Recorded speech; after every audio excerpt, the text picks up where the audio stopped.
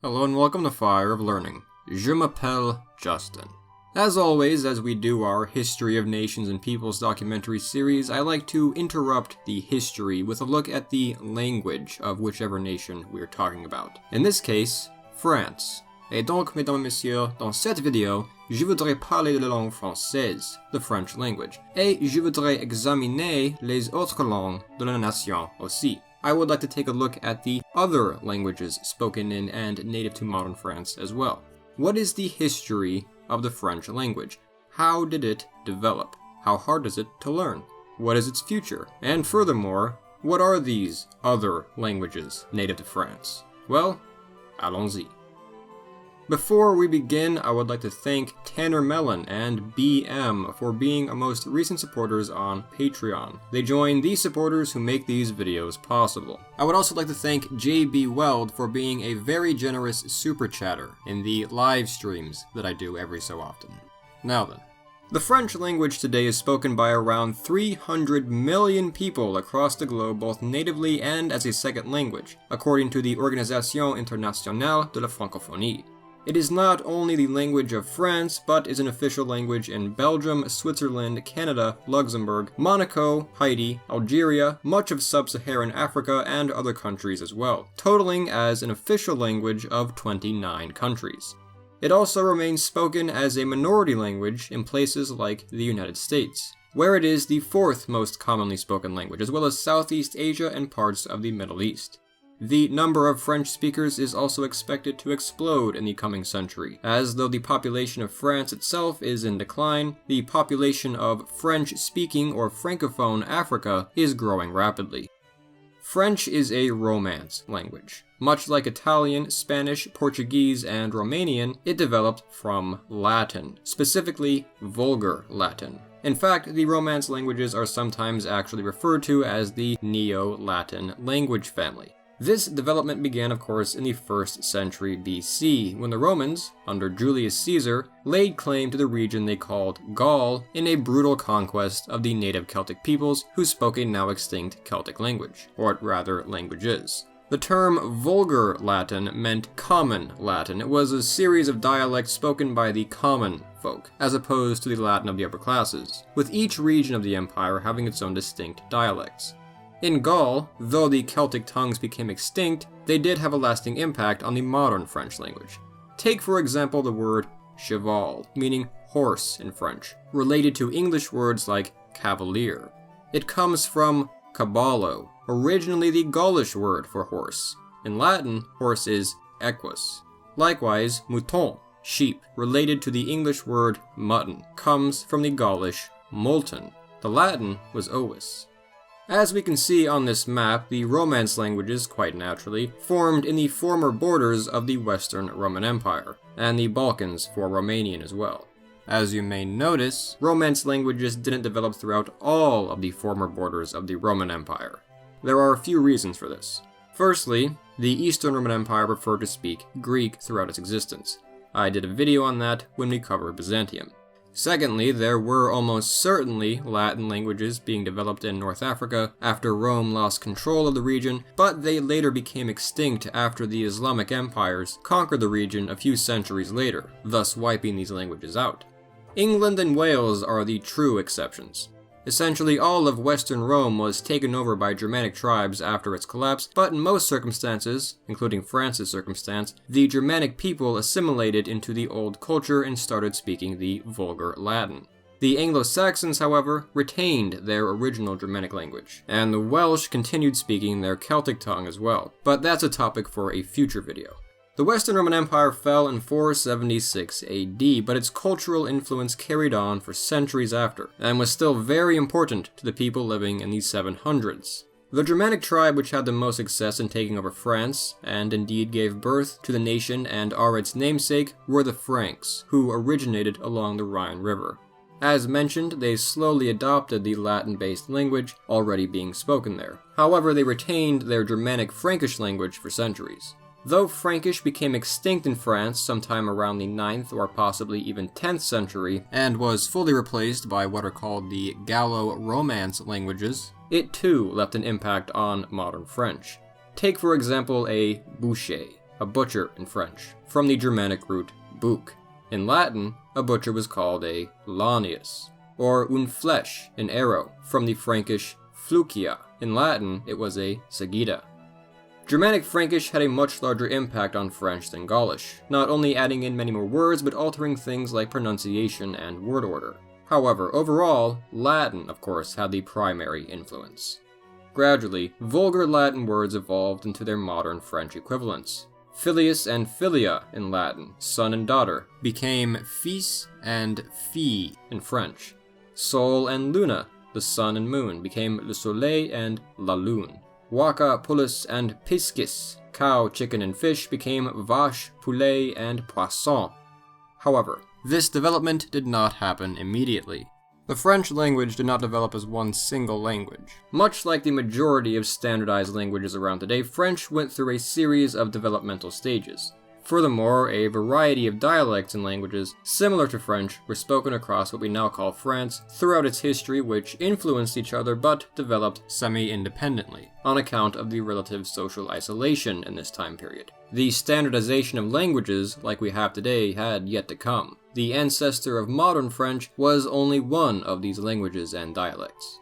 This language eventually did become predominant, but as we will see, linguistic uniformity in France was never fully achieved. Indeed, in much of the Middle Ages, France itself could hardly be called a united country. The King of France struggled constantly with the nobles, and often had to work with them as if they were foreign powers. Often they spoke their own French-like languages. Another such mostly independent area of France where a different dialect was spoken was Normandy, to the north of Paris. Normandy was named after the Norse Vikings, the Northmen who settled the region under their leader, Rollo, in the 10th century. Gradually, they adopted the local French dialect. There was some Old Norse influence into French as well, such as with the verb équiper, meaning to equip, but this influence on modern French was quite small, less even than Gaulish. Although medieval Norman French was probably heavily influenced by the Scandinavian languages. It was this Norman French that the Normans carried with them when they invaded England in 1066.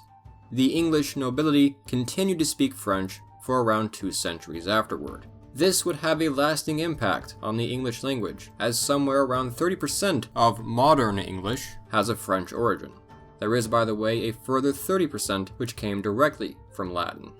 It was actually the famous medieval poet Dante, author of the Divine Comedy, who labeled the Romance languages by their words for yes around the year 1303. The languages of Ouil, the languages of Si, and the languages of Oc. There were other varieties as well that modern linguists now recognize, but modern French's ancestor was a langue d'Ouil, language of Ouil, alongside many other northern varieties, which later became called Français. The dialects of the old langue d'Ouil are often collectively referred to as Old French. The south was home to the Languedoc. Over the centuries, as modern nation-states began rising across Europe, the idea of a standardized language became appealing to many people. The king who made French the official language of the kingdom was Francis I in 1539. This form of French was called Middle French. In 1634, a further step was taken by Cardinal Richelieu, who established the famous Académie Française, dedicated to regulating and purifying the French language. It still functions to this very day, attempting to stave off English influence. Following this, use of French began to take off.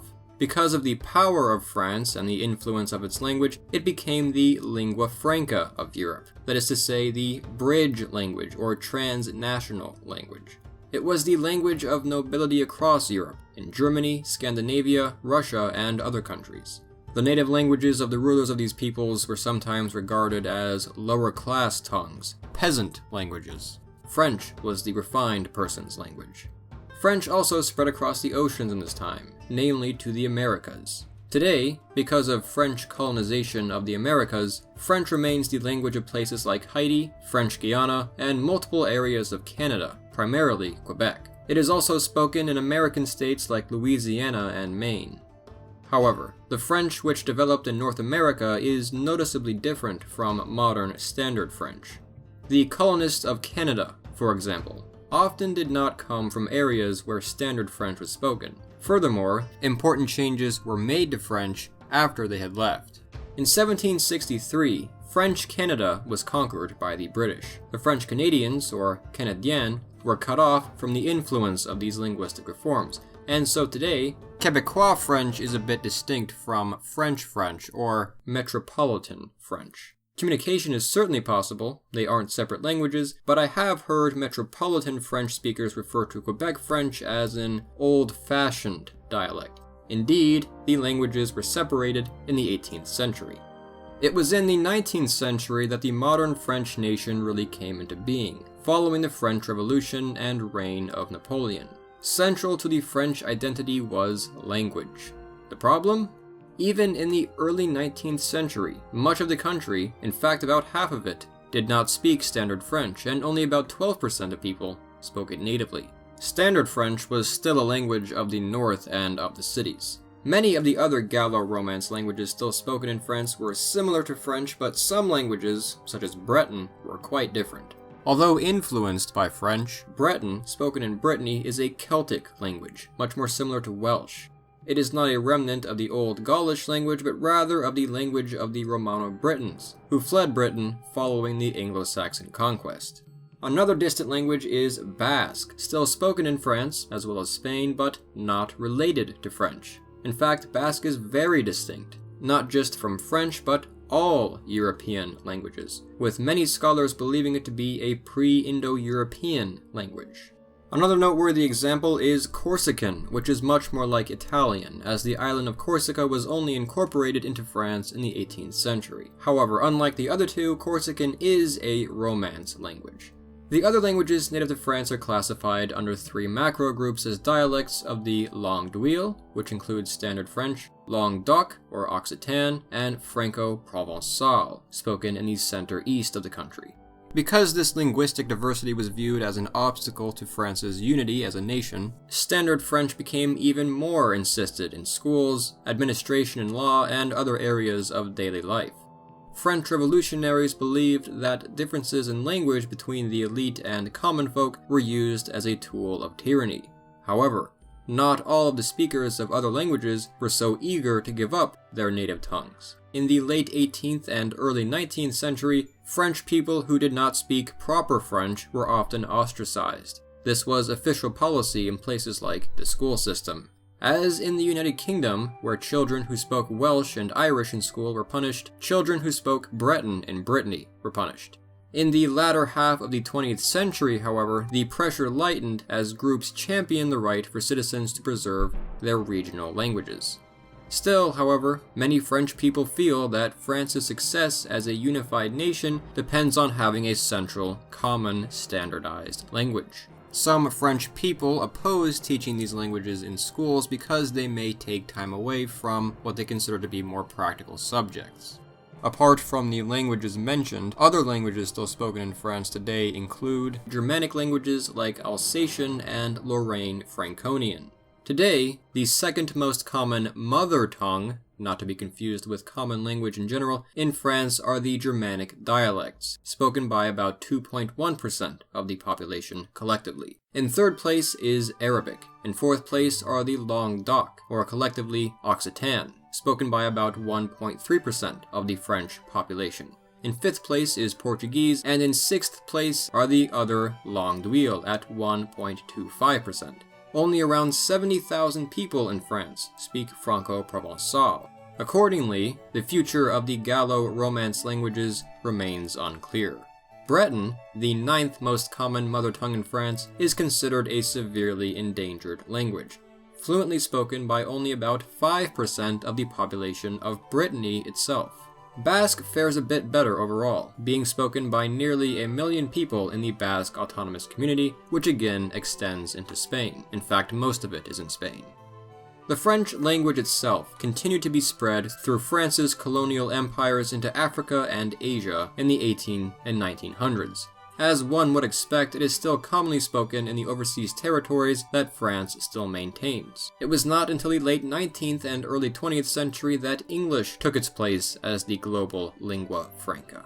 As I mentioned, the French language is expected to see continued growth this century because of population booms in Francophone Africa, going from about 300 million speakers at most recent estimates to 500 million global speakers in 2025.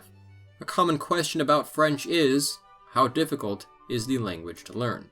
Well, the French sometimes like to pride themselves on their language being the most difficult to learn in the world. However, this seems to be something that everyone says of their own native language, as we also say this about English. The easiness of language acquisition depends on a variety of factors, the most important one being what your native language is.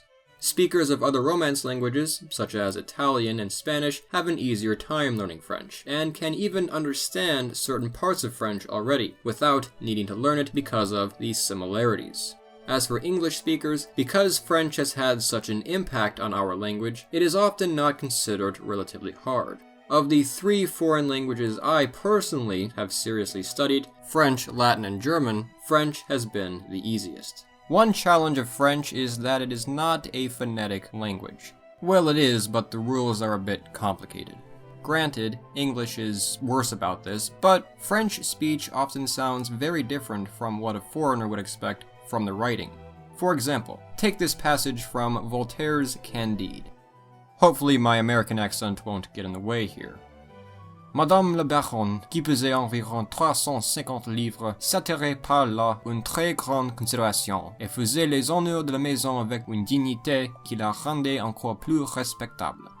As we can see, French has a habit of not pronouncing the end consonant of a word unless it ends in a specific consonant, such as with avec here, which means with.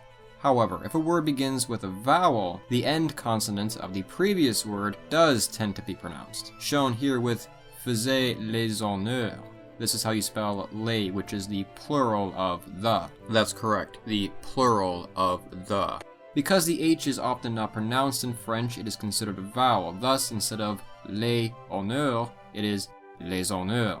This helps with the rhythm of speech. Many people often believe that people who speak foreign languages are talking quickly. This is generally not necessarily true. It just seems that way because our brain doesn't know what to do with the sounds that it's receiving. However, I will say that this is sort of true in French. The language is literally kind of designed to move quickly. The accents which you see on the words here simply indicate sound changes. It turns dignité, dignity, into dignité. Another example found in English as well is Noël, meaning Christmas, which originally came from French. In French, there is an umlaut over the E, indicating both vowels are pronounced, so it's not Noël. The changes to pronunciation were made after the words had already been written down, which partially explains the dissonance between spoken and written French. If you listen to Old French, where the words are more fully pronounced, it does sound a bit more like Italian or Latin. The end result of this, however, is a language which is very musical. One more thing I'd like to touch on is the French number system. In French, it begins fairly simply, but is well known for becoming a little bit complicated. 1, 2, 3, 4, 5, 6, 7, 8, 9, 10. 10 is 10. 20 is 20. 30 is 30. 40 is 40. 50 is 50. 60 is 60. 70 is 60-10. 80 is 4 20s. 90 is 4 20s 10. 97, or 4 20s 10 7, or what we just call 97. But then at 100, we're just left with 100. The explanation for this isn't that clear, but it appears to be a remnant of a pre-Roman counting system. To be fair, we occasionally, or at least we used to use this sort of thing in English, when we said things like 4score years ago, which means 87 years ago. In places like Switzerland, though, they've adapted to the norm and have words like septante for 70. According to the United States Foreign Institute Service, learning French takes about 480 hours for English-speaking natives, on average. At a rate of 3 hours a day, with dedication, that is 160 days. True fluency likely takes a bit longer. Though the Académie Française likes to preserve the French language as much as possible, it will likely continue to change in coming centuries. What place French has in the future is still unclear, but it is certainly not going anywhere anytime soon. Et avec ça, I hope you enjoyed this video. If so, I invite you to come check out the rest of Fire of Learning, specifically our History of France documentary, and to subscribe to see more videos like this in the future. To help with the cost of production, Fire of Learning does take donations on Patreon, the link to which you can find in the description. A special thanks to our patrons, once again listed here. We are also on Instagram, Facebook, and Twitter, so come check us out there too. Merci for watching.